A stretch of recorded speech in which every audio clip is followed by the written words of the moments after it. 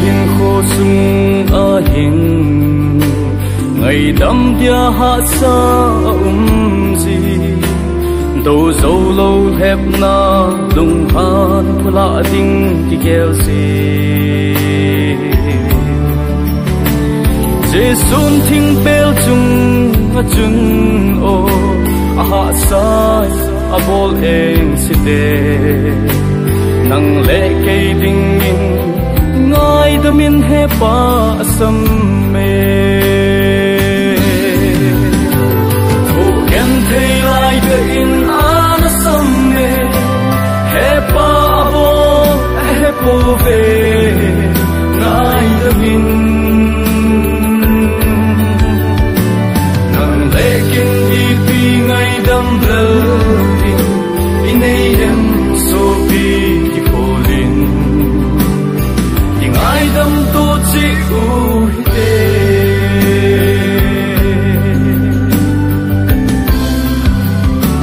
ai hồn ngài đâm di vin ngài đâm su min lâu i bo lui Giêsu ngài đâm va son se đã bonin a bay tai a vel kel do ki poye phula ding agel him po ti sanzal tun pan ton sit na angai dam o ken thei lai de in an sam ne he pa he po ve ngai dam in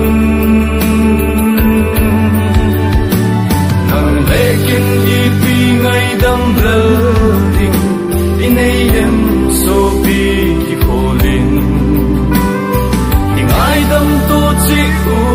te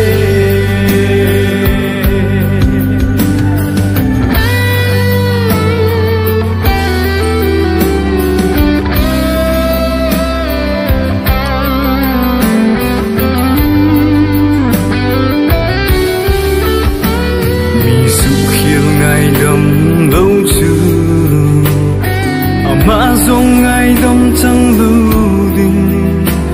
Giêsu này tên vang mi xếp nó hô giống ở ngày đông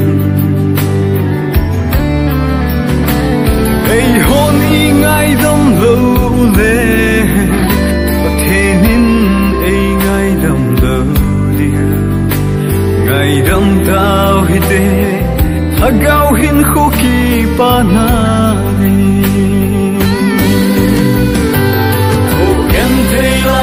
in an sam ne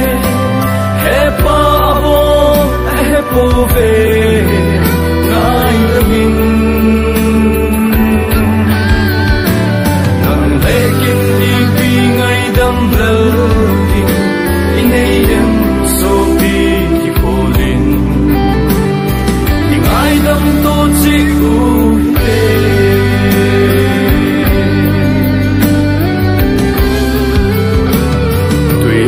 bằng hình khô trong cha hẹt bắn lâu và bay lối riêng thế hình khô in ấy su Giêsu in lạ và bài hòm hình lạnh Giêsu ở hông vai hộp tiếng lệ khi hẹt khiêu na bay su tan tin ô xuân tiếng ngày đâm dâu lâu về đã buồn in bay tan tê